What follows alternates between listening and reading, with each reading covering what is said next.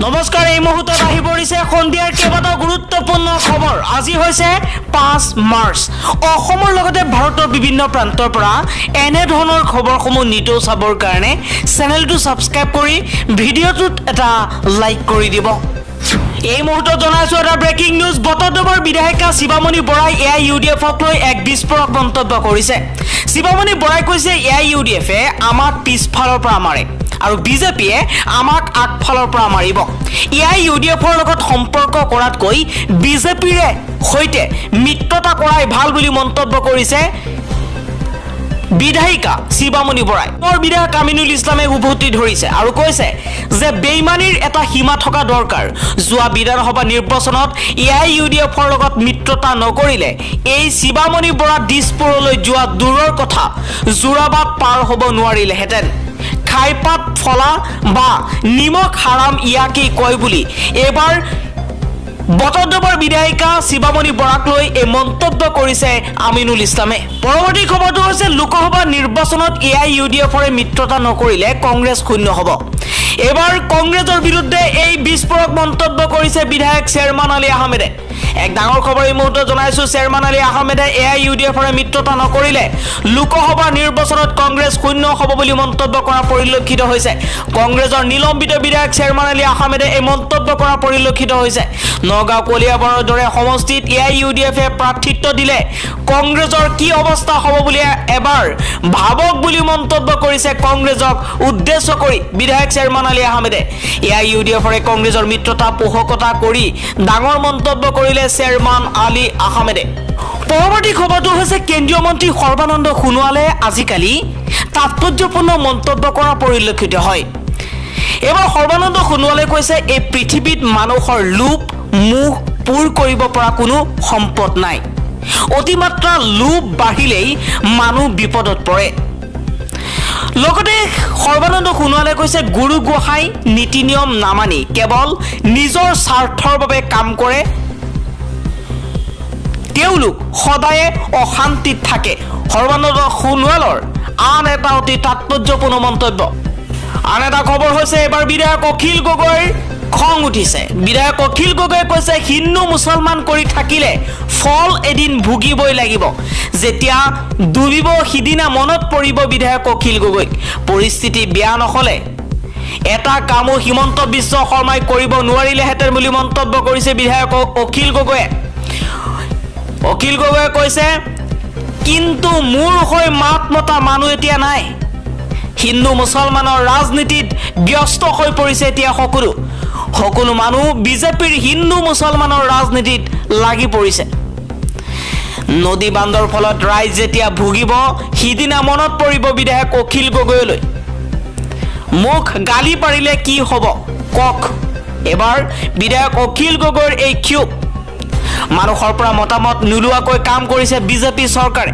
পৰৱৰ্তী খবৰটো হৈছে কেন্দ্ৰীয় সংস্থাৰ অপব্যৱহাৰ। কংগ্ৰেছ নাই, বিৰোধী নেতাৰ মোদীলৈ পত্ৰ। এবাৰ উল্লেখযোগ্য ভূমিকা লাভ কৰিছে হিমন্ত বিশ্ব শৰ্মাৰ নামে। এটা গুৰুত্বপূৰ্ণ খবৰ এই মুহূৰ্তত জনাইছো। কংগ্ৰেছক বাদ দি দেশৰ বিভিন্ন ৰাজনৈতিক দলৰ 9জন বিৰোধী নেতাই প্ৰধানমন্ত্ৰী নৰেন্দ্ৰ মোদীলৈ পত্ৰ লিখি অভিযোগ কৰিছে যে বিজেপিয়ে কেন্দ্ৰীয় সংস্থাসমূহৰ অপব্যৱহাৰ কৰিছে। মোদীলৈ লিখা এই পত্ৰখনত কে চন্দ্ৰশেখৰ ৰাও, মমতা বেনাৰ্জী, ফাৰুক আব্দুল্লা, শৰদ পাৱাৰ, অৰবিন্দ কেজৰিৱাল, উদ্ধৱ ঠাকৰে, ভগৱন্ত মান, অখিলেশ যাদৱ, তেজস্বী যাদৱকে ধৰি কিমানজন বিৰোধী নেতাৰ বিৰুদ্ধে তদন্ত কৰা হৈছে তাৰ প্ৰসংগ তুলি ধৰিছে। এই পত্ৰখনত নেতাসকলে অসমৰ মুখ্যমন্ত্ৰী হিমন্ত বিশ্ব শৰ্মাৰ বিষয়টো উত্থাপন কৰিছে। তেওঁলোকে লিখিছে ED CBIয়ে 2014 আৰু 2015 চনত অসমৰ মুখ্যমন্ত্ৰী হিমন্ত বিশ্ব শৰ্মাৰ বিৰুদ্ধে সাৰদা চিট ফাণ্ড গোচৰৰ তদন্ত কৰিছিল। অৱশ্যে তেওঁ বিজেপিত যোগদান কৰাৰ পিছত গোচৰটোত কোনো অগ্ৰগতি হোৱা নাই। তদানীন্তন TMC নেতা শুভেন্দু অধিকাৰী আৰু মুকুল ৰয় নাৰ্ডা গোচৰত ED CBI নিৰীক্ষণৰ অধীনত আছিল। কিন্তু 2021 নিৰ্বাচনৰ পূৰ্বে তেওঁলোকে বিজেপিত যোগদান কৰাৰ পিছত গোচৰটোৰ কোনো অগ্ৰগতি হোৱা নাই। 2014 চনৰ পৰা কেইবাজনো বিৰোধী নেতাৰ বিৰুদ্ধে গোচৰ ৰুজু কৰা হৈছে। বিৰোধী নেতাসকলে লালু প্ৰসাদ যাদৱ, সঞ্জয় ৰাউত, আজম খান, নবাব মল্লিক, অনিল দেশমুখ, অভিষেক বেনাৰ্জীৰ বিষয়টো উল্লেখ কৰিছে। বিৰোধী নেতাসকলে ধাৰণা কৰিছে যে যি সময়ত বা পৰিপ্ৰেক্ষিতত তেওঁলোকক মাতি পঠোৱা হয় বা জেৰা কৰা হয় সেয়া ৰাজনৈতিকভাৱে উদ্দেশ্য প্ৰণোদিত। নৰেন্দ্ৰ মোদীলৈ লিখা পত্ৰখনত নেতাসকলে মনীষ চিচুডিয়াক গ্ৰেপ্তাৰ কৰাৰ ক্ষেত্ৰতো উদ্বেগ প্ৰকাশ কৰে।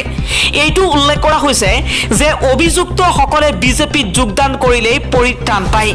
লক্ষণীয়ভাৱে এই বিৰোধী দলৰ নেতাসকলৰ মাজত কংগ্ৰেছৰ কোনো নেতা নাই, যি সামগ্ৰিকভাৱে অতি গুৰুত্বপূৰ্ণ। উল্লেখ্য যে সাম্প্ৰতিক সময়ত কেইবাজনো বিৰোধী নেতাৰ বিৰুদ্ধে ইডি CBIৰ অভিযান চলোৱা হৈছে। বিৰোধীয়ে এই সকলোবোৰ ঘটনা ৰাজনৈতিকভাৱে উদ্দেশ্য প্ৰণোদিত বুলি দাবী কৰিছে। পৰৱৰ্তী খবৰটো হৈছে দেশৰ গণতন্ত্ৰ আৰু ন্যায় ব্যৱস্থা বিপদে পৰিচালিত বুলি বিদেশত প্ৰচাৰ চলিছে। এবাৰ ৰাহুল গান্ধীক টাৰ্গেট মন্ত্ৰী কিৰেণ ৰিজিজুৰ।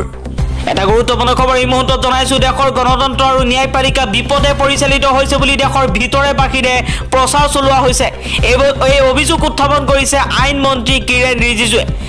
শনিবাৰে এক ৰাজহুৱা অনুষ্ঠানত উপস্থিত থাকি কেন্দ্ৰীয় আইন মন্ত্ৰী কিৰেণ ৰিজিজুৱে কয় যে দেশৰ ন্যায়িক ব্যৱস্থাক লৈ প্ৰশ্ন উত্থাপন কৰা উচিত নহয়।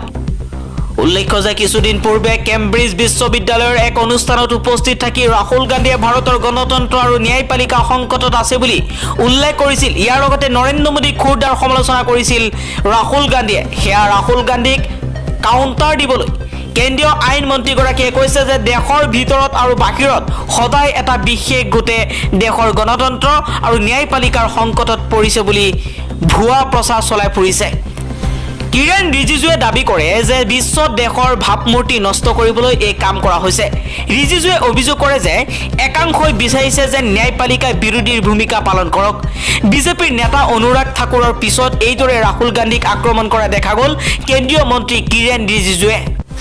ডি ভোটাৰৰ সমস্যাত ধৰ্মীয় সংখ্যালঘু মুছলমানে আত্মহত্যাৰ দৰে পথ বাছি লৈছে। গৌৰৱ গগৈয়ে গোৰ্খাসকলৰ ডি ভোটাৰৰ সমস্যা সমাধানৰ বাবে অমিত শ্বাহলৈ পত্ৰ লিখিছে। মুছলমানৰ পৰা 100% ভোট লৈ আজি ডাঙৰ ডাঙৰ কথা কৈ আছে সাংসদ গৌৰৱ গগৈয়ে। কিয় মুছলমানৰ ডি ভোটাৰৰ সমস্যাৰ কথা নকলে সাংসদ গৌৰৱ গগৈয়ে? এই মুহূৰ্তত জনাইছো এটা গুৰুত্বপূৰ্ণ খবৰ। ডি ভোটাৰৰ সমস্যাক লৈ গৌৰৱ গগৈকে এইবাৰ হুংকাৰ দিছে আমচুৰ সভাপতি ৰেজাউল কৰিম চৰকাৰে। ধৰ্মীয় আৰু ভাষিক সংখ্যালঘুসকলৰ বাবে কিয় মাত নামাতিলে সাংসদ গৌৰৱ গগৈয়ে? ধৰ্মীয় আৰু ভাষিক সংখ্যালঘুসকলৰ ভোট লৈ গৌৰৱ গগৈয়ে সাংসদ হৈছে। গোৰ্খাসকলৰ দৰে ধৰ্মীয় সংখ্যালঘুসকলৰ বাবে গৌৰৱ গগৈয়ে কিয় এটা বাক্যও নিলিখিলে? ইয়াৰ জবাব কিন্তু গৌৰৱ গগৈয়ে দিব লাগিব বুলি এইবাৰ গৌৰৱ গগৈক হুংকাৰ আমচুৰ সভাপতি ৰেজাউল কৰিম চৰকাৰে।